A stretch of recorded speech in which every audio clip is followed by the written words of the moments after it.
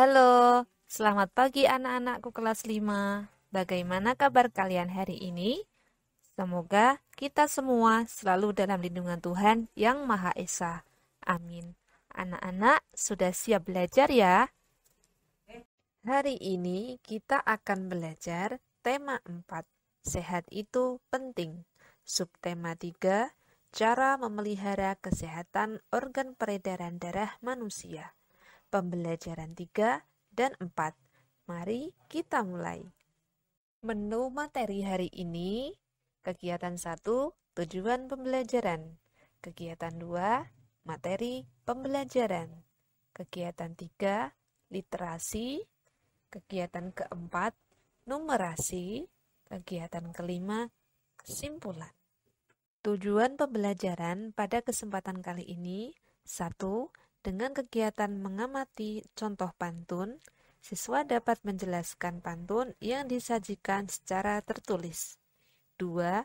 Dengan mengamati gambar kegiatan gotong royong, siswa dapat menjelaskan pengertian gotong royong, unsur-unsur dan manfaat gotong royong.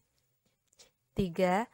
Dengan kegiatan membaca bacaan tentang gotong royong, siswa dapat menyebutkan akibat-akibat yang ditimbulkan karena tidak adanya penerapan tanggung jawab di masyarakat. 4. Dengan mendengarkan penjelasan tentang tanggung jawab individu sebagai warga masyarakat, siswa dapat menyebutkan tanggung jawabnya sebagai warga masyarakat. 5. Dengan kegiatan membaca bacaan interaksi sosial, siswa dapat membandingkan pola aktivitas ekonomi, sosial, dan budaya yang dipengaruhi oleh keadaan lingkungan antara masyarakat yang satu dengan yang lain. Materi pembelajaran. Dayu membacakan pantun buatannya di depan kelas. Pantun Dayu jenis pantun jenaka.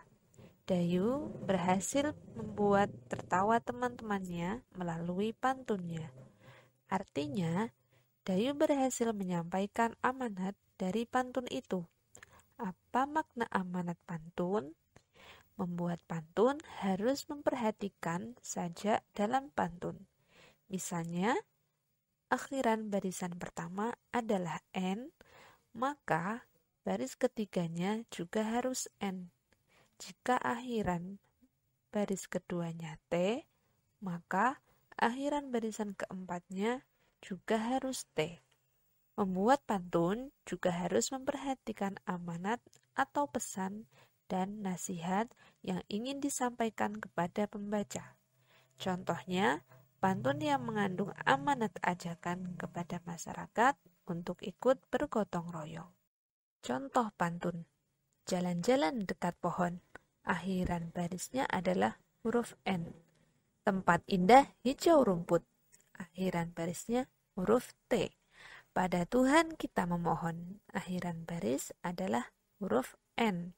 Sesuai ajaran yang kita anut, akhiran hurufnya adalah huruf T. Berikut contoh pantun. Siang-siang makan buah dondong, rasa takut melihat besarnya ular.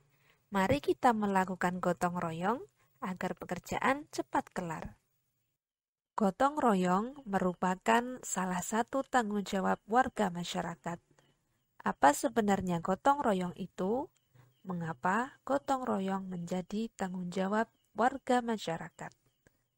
Gotong royong adalah suatu kegiatan yang dilakukan secara bersama-sama dengan rasa sukarela. Unsur gotong royong adalah kebersamaan, kesatuan, kerukunan, dan kekeluargaan. Manfaat gotong royong adalah mampu menumbuhkan rasa dan sikap saling tolong-menolong, sukarela, saling membantu, dan memiliki sifat kekeluargaan, menciptakan rasa kebersamaan dan menumbuhkan kasih sayang, mempererat tali silaturahim atau persaudaraan, meringankan pekerjaan, dan menghemat waktu dalam menyelesaikan suatu pekerjaan. Materi selanjutnya, literasi. Untuk memperdalam makna gotong royong, Mari kita baca kisah sahabat kita Tince dan kawan-kawannya. Jamban baru di kampung. Tince dan teman-teman tinggal di kampung Somoba. Mereka bersekolah di kampung Nusu. Setiap pagi, mereka pergi ke sekolah bersama-sama. Boni dan Tince menghampiri Berto di rumahnya. Berto tidak bisa pergi ke sekolah karena diare. Akhirnya, Boni dan Tince pergi ke sekolah berdua saja. Boni dan Tince berjalan melewati sungai.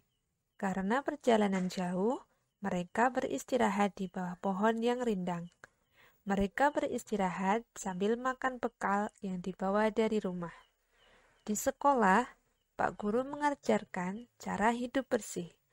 Pak Guru menjelaskan pentingnya buang air pada tempatnya. Boni dan Tince terkejut karena mereka buang air sembarangan. Kami buang air sungai di hutan, kata Boni. Astaga, itu dapat menyebarkan kuman, kata Pak Guru. Kuman menyebar melalui lalat, air, udara, jelas Pak Guru. Lalat dapat mengotori makanan dan minuman, itu bisa menyebabkan diare, tambah Pak Guru. Jangan-jangan Berto diare karena kuman itu, seru Tince kepada Boni. Betul, mungkin kampung kita tidak sehat, jawab Boni. Ini namanya jamban, tempat buang air yang sehat, jelas Pak Guru. Sampaikan kepada keluarga kalian pentingnya menggunakan jamban. Tambah Pak Guru. Iya Pak Guru, jawab anak-anak. Tince dan Boni menyampaikan pesan Pak Guru kepada ayah Tince. Ayah Tince adalah kepala kampung Somoba. Ayah, ada banyak kuman di kampung kita, kata Tince. Kampung kita perlu jamban, kata Tince. Warga kampung tidak boleh buang air sembarangan, tambah Tince. Keesokan harinya, ayah Tince mengumpulkan warga kampung Somoba. Ayah Tince menjelaskan pentingnya jamban. Ayah Tince mengajak warga kampung membangun jamban. Warga kampung setuju dan sangat senang. Warga kampung mulai membuat jamban kampung. Akhirnya, jamban pun selesai. Boni dan Tince ingin sekali menceritakannya kepada Pak Guru. Keesokan harinya, Tince, Boni, dan Berto bertemu Pak Guru. Pak Guru, sekarang kampung kami sudah mempunyai jamban, kata Tince. Bagus anak-anak, itu kabar baik, kata Pak Guru. Sepulang sekolah, tiba-tiba perut Berto sakit. Aduh, perut saya sakit, kata Berto sambil berlari menuju pohon. Hei, gunakan jamban, teriak Tince. Ingat, kampung kita sudah mempunyai jamban baru, kata Boni. Buang air sembarangan akan menyebabkan penyakit, tambah Tince. Berto berlari menuju jamban dengan tergesa-gesa. Boni dan Tince tertawa melihat Berto. Dari bacaan di atas, kita bisa memaknai bahwa gotong royong mampu meringankan beban pekerjaan kita. Gotong royong memiliki arti penting dalam memperkokoh persatuan dan kesatuan, serta meningkatkan solidaritas dan rasa kekeluargaan dengan sesama. Oleh karena itu, gotong royong menjadi tanggung jawab semua warga masyarakat. Apa makna tanggung jawab warga masyarakat itu? Tanggung jawab sebagai warga masyarakat adalah menjalankan tugas dan kewajibannya dalam kehidupan masyarakat. Sebagai warga masyarakat, Setiap individu hendaknya memperhatikan hal-hal yang menjadi tanggung jawabnya agar tercipta kehidupan masyarakat yang harmonis. Berikut jenis-jenis tanggung jawab warga masyarakat. 1. Memelihara ketertiban dan keamanan hidup bermasyarakat. 2. Menjaga memelihara rasa persatuan dan kesatuan. 3. Meningkatkan rasa solidaritas sosial terhadap sesama anggota masyarakat. 4.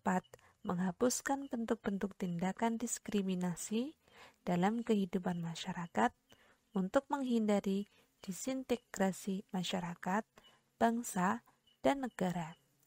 Prinsip utama dalam kehidupan bermasyarakat adalah mengutamakan kepentingan bersama daripada kepentingan pribadi dan golongan. Prinsip ini dapat kamu wujudkan saat kamu bermusyawarah, guna mengambil keputusan bersama dari seluruh warga masyarakat. Tanggung jawab seseorang sebagai warga masyarakat juga tercermin dari sikapnya dalam pergaulan di masyarakat. Orang yang bertanggung jawab akan selalu berinteraksi baik terhadap anggota masyarakat lain dalam lingkungannya. Interaksi tersebut memiliki pengaruh besar terhadap pembangunan sosial, budaya, dan ekonomi masyarakat Indonesia. Bagaimanakah bentuk interaksi sosial yang dibutuhkan dalam pembangunan sosial, budaya, dan ekonomi masyarakat Indonesia? Ayo anak-anak, mari kita membaca dengan membuka buku siswa halaman 112 sampai 113 tentang interaksi sosial dalam bidang ekonomi, bidang politik, bidang sosial dan budaya, dan bidang moral. Setiap orang selalu melakukan interaksi dengan orang lain. Interaksi dalam bidang apa yang pernah kamu lakukan? Sebagai contoh, kamu pernah ikut dalam kegiatan gotong royong di setiap tempat tinggalmu. Dengan demikian, kamu telah melakukan interaksi untuk memenuhi bidang moral. Pada era globalisasi seperti ini, interaksi budaya semakin terbuka lebar. Bahkan, budaya daerah bisa berinteraksi dengan budaya luar negeri. Seperti yang bisa kita amati dalam sebuah pernikahan, antara satu daerah dengan daerah yang lain berbeda prosesinya. Mengapa begitu? Mari kita ingat kembali tentang budaya yang pernah kita pelajari, bahwa budaya di setiap daerah tidak selalu sama. Warga masyarakat dapat bertukar pengalaman tentang budaya daerah dengan warga masyarakat lain melalui interaksi. Interaksi meliputi berbagai bidang, baik bidang ekonomi, sosial, maupun budaya. Anak-anak, bacalah bacaan berikut ini. Buka buku siswa halaman 117 sampai 118. Perbedaan adat pernikahan merupakan contoh perbedaan budaya. Pengenalan budaya daerah dengan daerah lain terjadi karena adanya interaksi antar warga masyarakat. Interaksi antar warga masyarakat terjadi dalam berbagai bidang seperti sosial, ekonomi. Interaksi antar warga masyarakat terjadi karena beberapa faktor, di antaranya 1. Perbedaan kandungan sumber daya alam pada setiap daerah. 2. Perbedaan kondisi demografis. 3. Kurang lancarnya mobilitas barang dan jasa. 4. Konsentrasi kegiatan ekonomi daerah atau wilayah. 5. Alokasi dana pembangunan antar daerah atau wilayah. Berdasarkan faktor pendorong terjadinya interaksi antar warga masyarakat dalam berbagai bidang, dapat dipahami pengaruh interaksi terhadap pembangunan di segala bidang. Tentu saja, interaksi yang terjadi bertujuan untuk meningkatkan pembangunan di berbagai bidang tersebut. Dengan demikian, kepentingan masyarakat yang belum bisa terpenuhi di daerah yang satu akan bisa terpenuhi dengan berinteraksi dengan masyarakat dari daerah lain. Jadi, interaksi yang terjalin untuk menutupi kekurangan masing-masing sehingga pada akhirnya semua kebutuhan akan bisa terpenuhi dengan baik. Taraf kemampuan ekonomi tiap-tiap daerah pun akan meningkat. Meningkatnya kemampuan ekonomi tiap-tiap daerah akan mempengaruhi pemenuhan terhadap kebutuhan sosial dan budaya tiap-tiap daerah. Yang pasti, pegang teguh budaya masing-masing, jangan sampai budaya daerah luntur akibat interaksi sosial. Numerasi. Setelah membaca teks di atas, mari kita perhatikan kegiatan ekonomi di daerah kalian. Pernahkah kalian pergi ke pusat perbelanjaan? Atau pernahkah kalian melihat ada iklan atau promosi tentang diskon atau potongan harga? Tahukah kamu bagaimana balon promosi ini bisa terbang? Selain menarik perhatian, bentuk kubus memungkinkan pesan promosi dapat dilihat dari berbagai sisi, yaitu dari depan, belakang, kanan, kiri, dan juga bawah balon. Namun, bagian atas balon tidak dapat dilihat oleh orang-orang yang berada di bawah. Pembuat balon promosi harus memastikan pesan promosi tidak terletak di bagian atas. Untuk memastikannya, dalam proses pembuatan balon promosi, kita harus mengetahui pada sisi jaring-jaring kubus mana saja yang bisa ditampilkan pesan promosi. Sekarang, cobalah bereksplorasi. Pertama, kita buat tiruan balon promosi dari kardus yang berbentuk kubus dan menentukan sisi-sisi mana saja yang akan bisa dilihat oleh banyak orang. Lalu, kita buka jaring-jaringnya untuk menentukan sisi-sisi yang dapat diberi pesan promosi. Untuk membuat tiruan balon promosi, gambarlah 6 buah persegi berukuran sama pada selembar kardus. Kamu bisa membuatnya dengan ukuran sisi 10 cm. Setelah membuat 6 persegi berukuran sama, selanjutnya guntinglah pola-pola persegi tersebut, lalu rangkai menjadi jaring-jaring kubus dengan menggunakan lakban. Kemudian, rekatkan menjadi sebuah kubus, lalu gunakan sebagai model balon promosi, tandai sisi yang bisa dilihat dengan tanda centang, dan sisi yang tidak dapat dilihat oleh banyak orang dengan tanda silang. Langkah selanjutnya, buka kembali dan gambarlah pola jaring-jaring tersebut lengkap dengan tanda sisi-sisi yang bisa diberi pesan promosi. Rekatkan kembali menjadi kubus. Perhatikan sisi-sisi yang bisa ditulisi dengan promosi. Lalu, bukalah sehingga diperoleh pola jaring-jaring yang lain. Selamat mencoba! Sekian, semoga bermanfaat dan terima kasih.